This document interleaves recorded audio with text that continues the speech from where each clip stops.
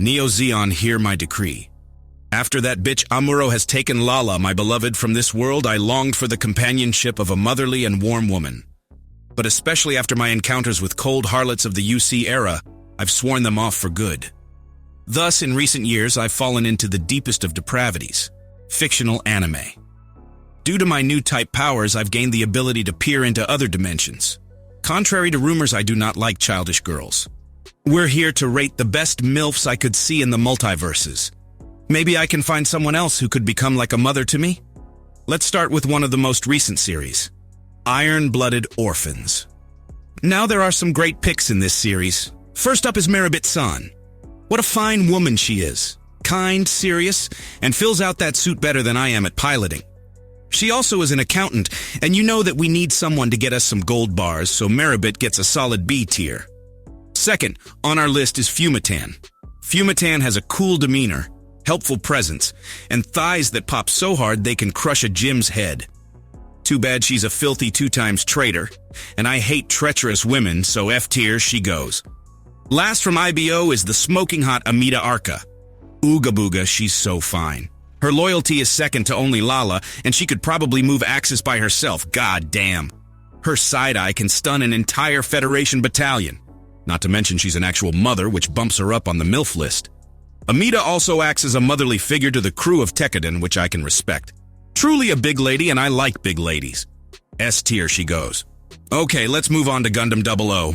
There are a bunch of real motherly women in the show, but I'm going to start with the worst one. I might have been too harsh to Fumatan, cause clearly Marina Ismail, or the useless princess, is worse. F tier. Just F tier. She does nothing the entire show except get kidnapped and sing a song. She's the worst kind of frail stereotype, and I don't like women who always rely on others and do nothing for themselves. She is sort of motherly based on how she can calm the children, but we know from the Double O movie that she is childless, so that doesn't even matter. On the opposite side of the spectrum, we have Sumeragi Lee. She's probably one of the most important characters in the entire show. She's kind and intelligent, but self-loathing and desperate. She's seeking someone to comfort her about the death of her husband, which makes her the ultimate NTR fantasy. But I'm not about that life. Even though her body is the best in the solar system, it is nothing compared to her alcoholic tendencies. She tried to offer Hallelujah, a minor, alcohol. I would stick children in mobile suits to fight for Space Noid supremacy, but a mother shouldn't. On looks alone, Sumeragi would be S tier, but her baggage drags her down to B tier. Finally, in Double O, we have Kari Manequin. Kari is not as erotic as Sumeragi, but she makes it up with her professional demeanor. She's got that strict mother vibe, but also can be soft sometimes. She's also got that one mole that skyrockets her appeal in a uniform. The only fault I can find is that she joins the equivalent of the Titans for a while, but she quit, so not a big deal. From the moment she arrived, she captured the hearts and minds of the troops, especially one trooper, Patrick. Now I know this is a MILF tier list, but let's give a shout out to Patrick for the highest survival rate of any old type. Even though he's not a Space Noid, I would let him join Neo Zeon. Patrick knows what's up because damn Caddy looks good in a wedding dress. Caddy is a solid A tier pick, moving on to Seed.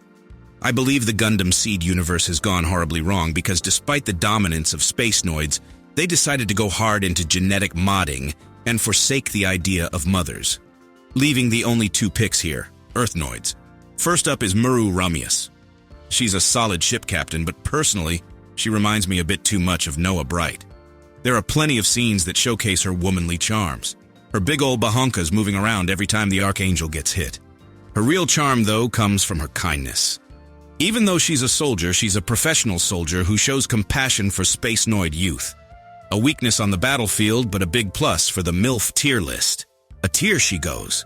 Next up is Natarla Badjiruel. She's the prime example of a hateful Earth Noid. From the very beginning, she only thought about what she need to do to attain victory. Also, she's a treacherous bitch, and you know how I feel about treacherous bitches. I, Char Azanable, has never betrayed anyone in my life, and I condemn this hoe for her actions. F tier. Alright, the next series is Gundam Build Fighters. Yes, you know who I'm going to talk about. It's Rinko Lori. I'm not gonna lie, Say's mom has got it going on. She truly has the mommy milkers we've been seeking. Not only is she kind, a stunning beauty, and loyal, She's also got the best extra materials. Her enthusiasm in supporting her child's hobbies is also just not something you see these days and is very commendable. She's someone that you can come back and be comfortable with, an all-accepting matron who will take care of you. There's one trait that I think pushes Rinko over the top in this tier list. Out of all of the women I listed so far, not too many of them can make a damn good meal.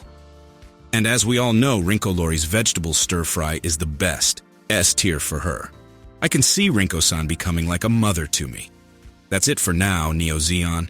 I promised Camille I would touch grass, so that's what I'm doing. Plus, there's a new Dungeons & Dragons movie I want to see. Maybe I'll make a review about that later.